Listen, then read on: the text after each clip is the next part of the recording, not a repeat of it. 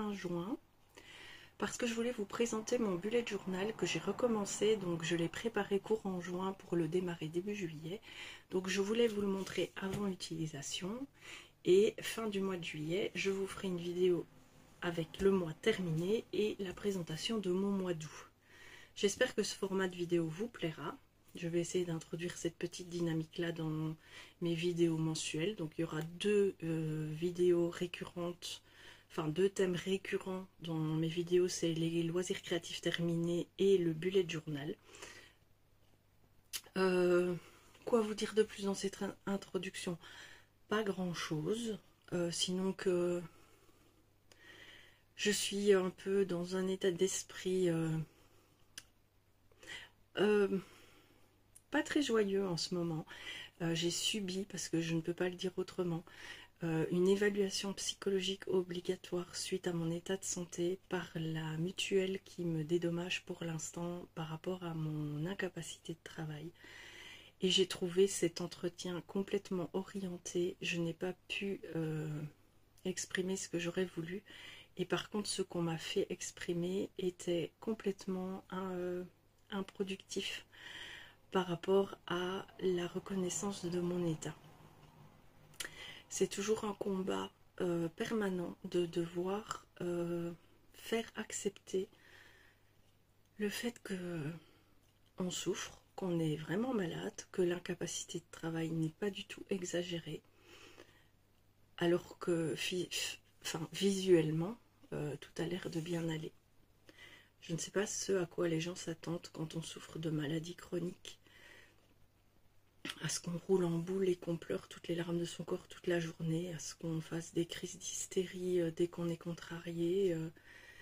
Le fait d'être philosophe, d'être combatif, d'être positif, a l'air d'être péjoratif quand on souffre de maladie mentale, et c'est très très déstabilisant parce que je refuse de jouer un rôle, je refuse de faire une sorte de comédie dramatique pour me faire entendre, et pourtant peut-être que je devrais. Je souris peut-être un peu trop, je veux peut-être un peu trop faire les choses par moi-même et montrer que j'arrive à les faire. Je suis un peu pour l'instant dubitative en fait, et il est un petit peu, pas humiliant, pas du tout, mais j'ai énormément donné à la société, à quelque niveau que ce soit, et depuis très longtemps. J'ai travaillé, j'ai cotisé. Là, je n'en suis plus capable. Et la société ne fait rien en retour à part me juger. Et ça, c'est un petit peu difficile à vivre en ce moment. J'avoue que parfois, j'essaye d'être insouciante, philosophe et tout, mais là, pour l'instant, c'est un peu compliqué et je vis une sorte de sentiment de... Comment dire? J'ai le mot en moi, de non-légitimité, comme si j'étais pas légitime. Je me remets moi-même en question en fait par rapport à tout ça. Est-ce que finalement je ne serais pas capable d'en faire plus? Est-ce que finalement je me repose sur mes lauriers? Est-ce que finalement je ne suis pas ce genre de personne qui se contente trop vite d'un état sans vouloir en faire plus? Et je sais au fond de moi, il y a une grande partie de moi qui sait que non. Mais c'est ce que les gens à l'extérieur veulent me faire ressentir. Et pour l'instant, ça m'atteint un petit peu. Donc voilà, je voulais vous partager ce sentiment parce que je me sens un peu démunie en fait par rapport à tout ça. Je cogite beaucoup et bah c'est pas super plaisant comme moment, mais bon, c'est comme ça. On dépend évidemment... Si j'étais riche, je me prendrais pas la tête.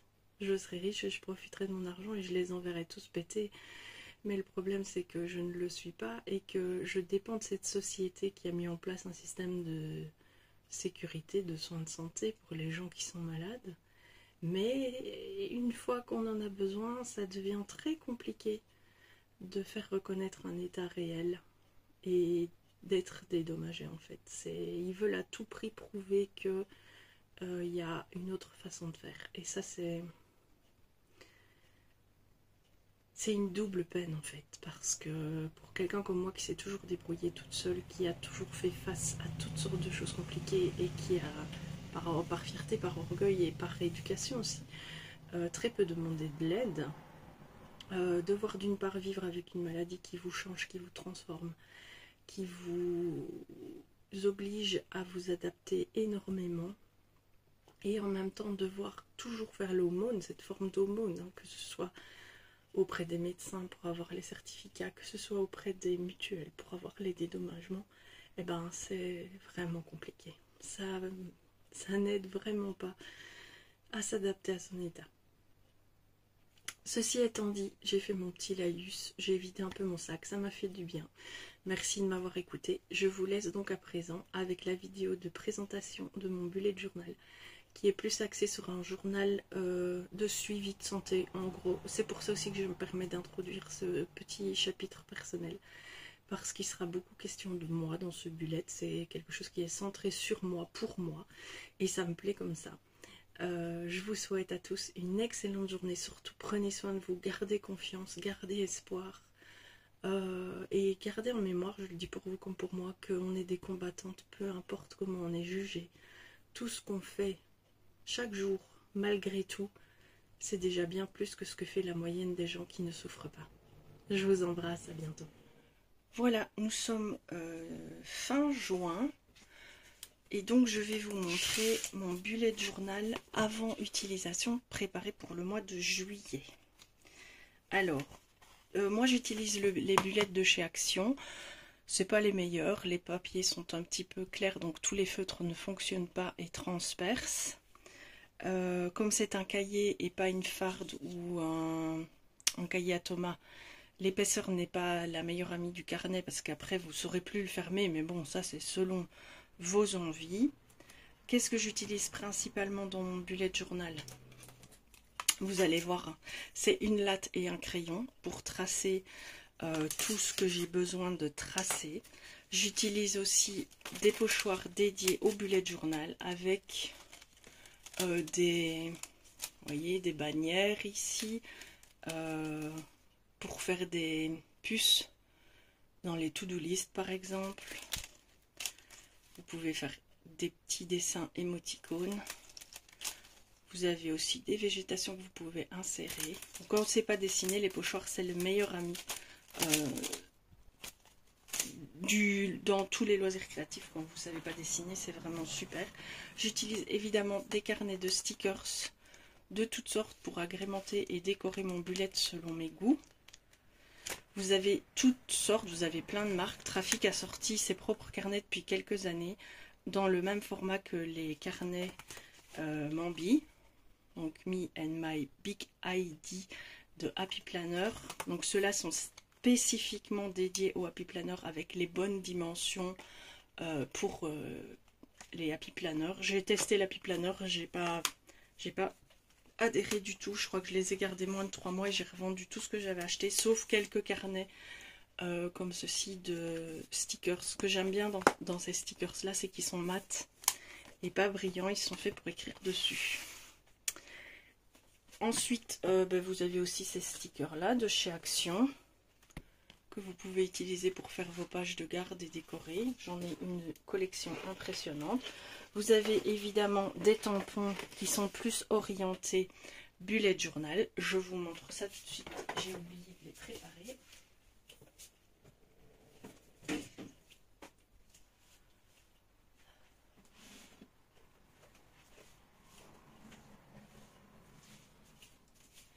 Alors, une marque qui fait de très chouettes tampons pour le bullet, c'est Artemio. J'en ai ici un petit exemplaire que j'ai gardé. J'avais 8 ou 9 planches, je les ai toutes vendues parce que j'avais abandonné le bullet, ça prenait trop de place, mais c'est un tout petit regret. Donc ici vous avez une roue pour un tracker quelconque, sous cette forme-là. Ici j'ai un tampon avec des calendriers où chaque fois le jour commence le mardi, le mercredi, c'est en anglais, mais et vous avez chaque fois 31 jours, donc voilà, vous pouvez adapter. Vous avez un petit tampon dédié à la météo, Vous avez ce double tampon-ci que j'aime beaucoup pour les mois par exemple, pour faire votre page de garde.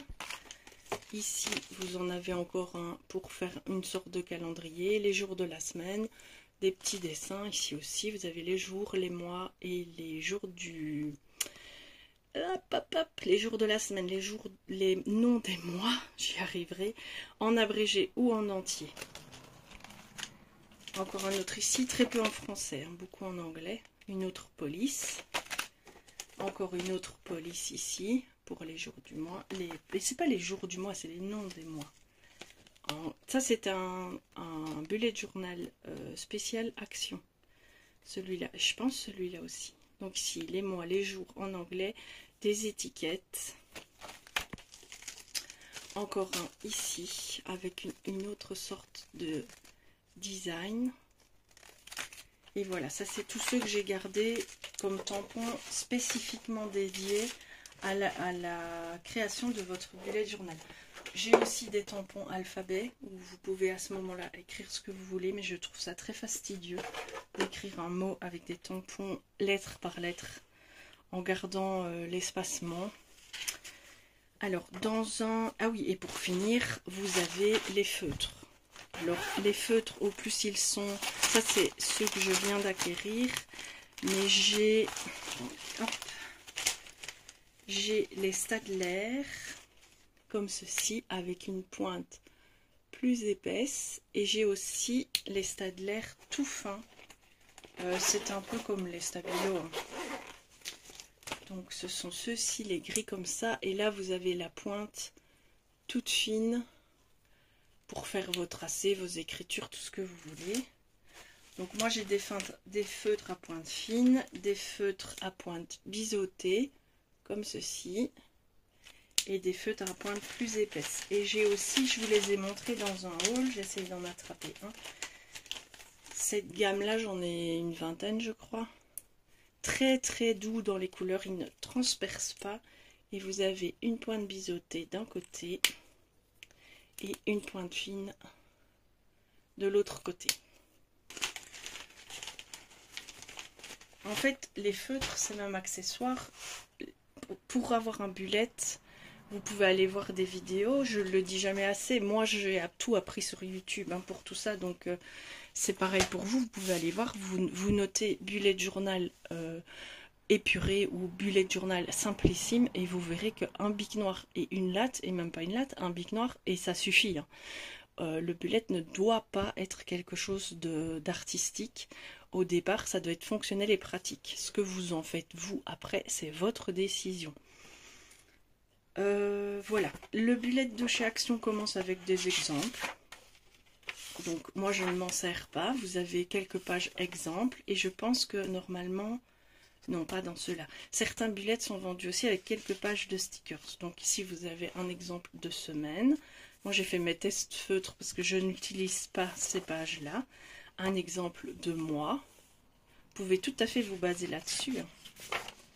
Et après, c'est parti. Donc, j'ai créé ma page de garde pour 2023. Je le commence en juillet. Je me connais. Donc, celui-là va être la transition et si vous voulez, l'échantillon d'essai de ce qui me convient le mieux. Et j'en recommencerai, même si celui-là n'est pas fini, en début 2024.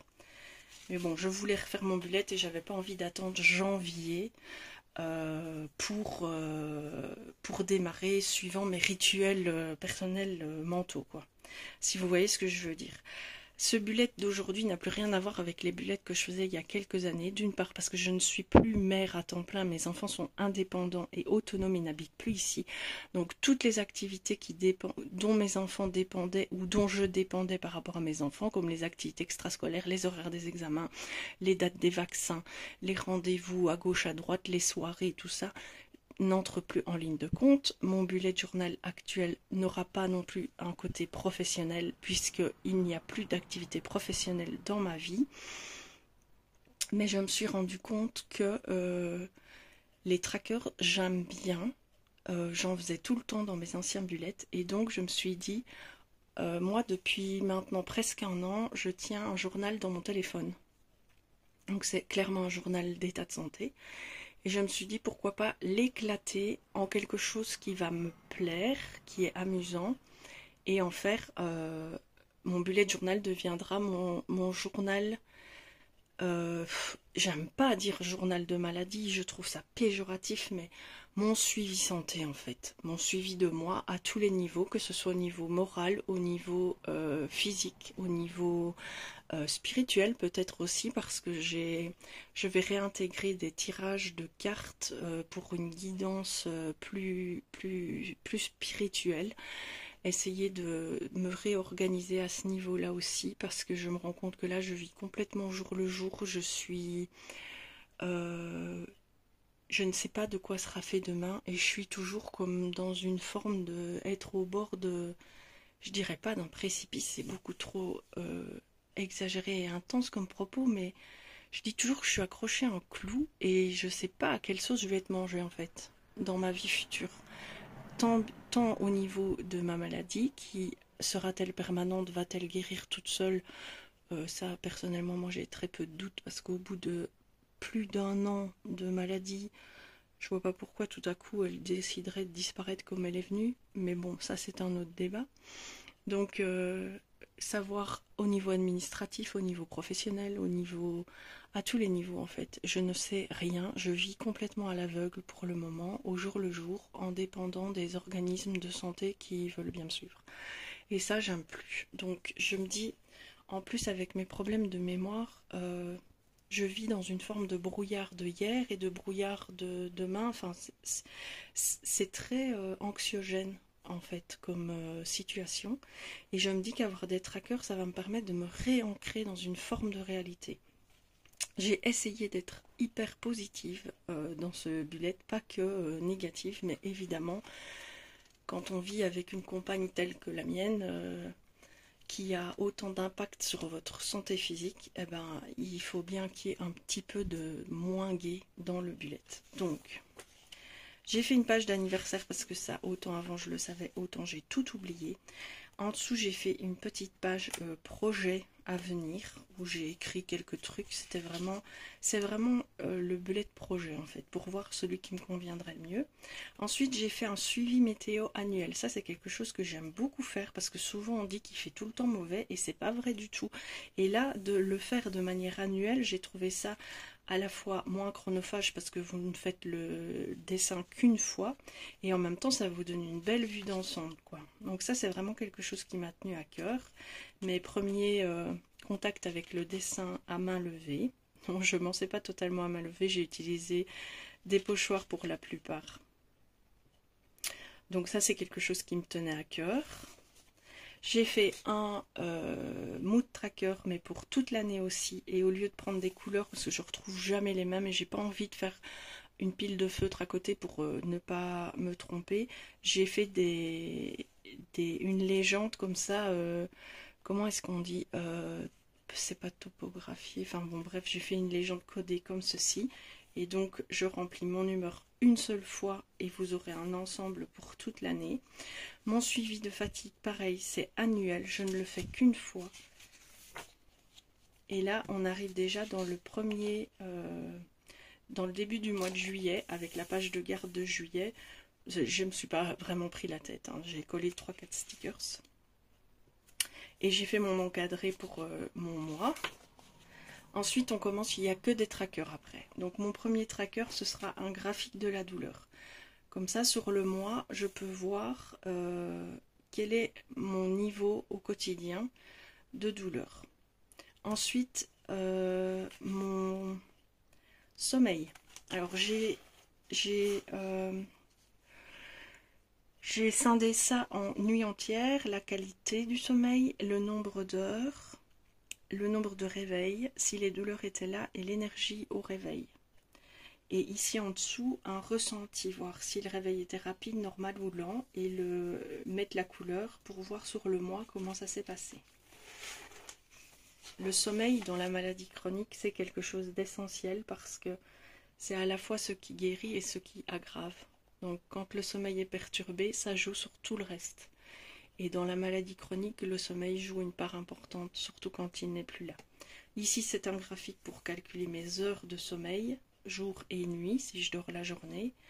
Ensuite ici j'ai recensé toutes les douleurs que je peux avoir dans le corps et les noter au quotidien avec un point, une croix pour suivre ça et même pour donner aux médecins qu'ils aient une vue globale sur le mois. Parce que quand je dis que j'ai mal, les médecins ont du mal, enfin, soit ils veulent pas comprendre, soit ils comprennent vraiment pas que dans la maladie que je subis, j'ai mal H24. Un peu, beaucoup, très très fort, mais il n'y a pas un jour où j'ai pas mal. Il n'y a pas une heure où j'ai pas mal. Et ça, les médecins, ils ont tendance à dire que c'est une extrapolation du cerveau qui envoie une mauvaise image, une image erronée, mais que c'est pas la réalité. Alors moi, je veux bien tout ce qu'on veut, mais venez vivre dans mon corps 24 heures et on en reparle après. Ensuite, j'ai fait un tracker sur ma santé globale qui reprend mon poids, ma tension, mon énergie, mon tonus, mes inflammations, ma capacité respiratoire, mes palpitations, mes fausses routes. Donc c'est quand on avale de travers les fausses routes. Les hallucinations, les acouphènes, les hallucinations auditives et la perception. Parce que j'ai pas d'hallucinations visuelles en fait, j'ai des problèmes de perception, m'a-t-on dit. Donc c'est-à-dire que mon cerveau ne remet pas les images que je vois dans le bon ordre. Ensuite, j'ai fait mes habitudes bien-être qui reprennent la méditation, la cohérence cardiaque, le FT. Alors je sais pas vous, mais moi le FT ça m'apaise énormément. Le tapis lotus que j'ai investi là-dedans il n'y a pas longtemps. Les automassages, l'activité physique et la marche, le jardinage, le ménage, les soins visage, la sieste et le loisir créatif. Donc tout ça je vais déjà essayer de recenser si j'en fais bien aussi souvent que possible. Et ça me permettra aussi de voir ce qui marche le mieux dans un mois. Ma liste des loisirs créatifs, ça c'est pour suivre mes colos et tout ce que je fais pour la récap du mois. Le suivi des médias sociaux, parce que j'essaye d'être fort active sur les médias sociaux, donc mes vidéos YouTube les mercredis et les samedis. Sur Insta, j'essaye de poster tous les jours une photo, qu'elle soit de loisirs créatifs ou non. Sur Facebook, j'ai créé mon groupe de soutien, donc j'essaye de poster tous les jours une citation ou un petit texte, ou parfois quand j'ai un coup de gueule, quand j'en ai ras-le-bol, quand j'ai vécu un truc, bah je vide mon sac sur ce groupe-là aussi. Venez nous rejoindre sur ce groupe si vous souffrez de maladies chroniques. Franchement, c'est un groupe d'échange, de partage, et pour l'instant, il est un peu timide, mais j'aimerais bien qu'il prenne de l'ampleur et que les gens se sentent soutenus sur ce groupe et qu'on puisse aussi rigoler ensemble sur ce groupe. Il n'y a pas mieux que de se moquer de soi, de gens qui se ressemblent, comme ça on comprend, et se moquer de soi permet de dédramatiser les choses. J'essaye aussi de poster de temps en temps sur TikTok, et voilà, donc, ouais, voilà. Ensuite mes idées de vidéos, et ensuite poser ici mes kiffs du mois. Donc voilà, ça c'est mon bullet avant utilisation qui va commencer le 1er juillet. Et je vous ferai une vidéo mois terminé, présentation du mois suivant. Je pense que je vais introduire cette dynamique-là. Celle-ci était un peu plus longue parce que je vous expliquais un peu les bases du bullet pour moi. Il y a des livres qui sont disponibles pour bien appréhender la philosophie du bullet journal. Moi, je l'ai adapté à ma sauce et je le fais suivant mes envies. Et comme ça, dedans, je peux tout regrouper en fait. Parce que pour l'instant, j'ai mon journal dans mon téléphone. J'ai ici des petits carnets où je note, vous voyez, je note mes idées de vidéos, mes TP, mes coloriages.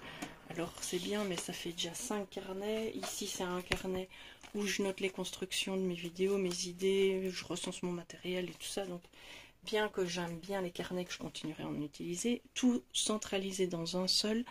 Et se permettre aussi une certaine, pas se permettre, mais se créer une certaine routine de travail, une certaine routine tout court pour s'ancrer, toujours s'ancrer dans la réalité.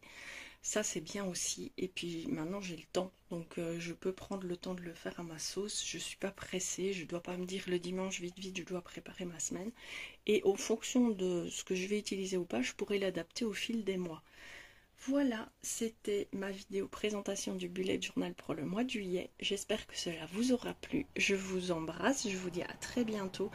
Et je vous dis que, comme d'habitude, vous commencez à le savoir, faites-vous plaisir, faites ce qui vous fait plaisir et faites-le sans aucune restriction. N'ayez pas peur du regard des autres, le regard des autres n'existe pas, il n'y a que vous qui comptez. Excellente journée!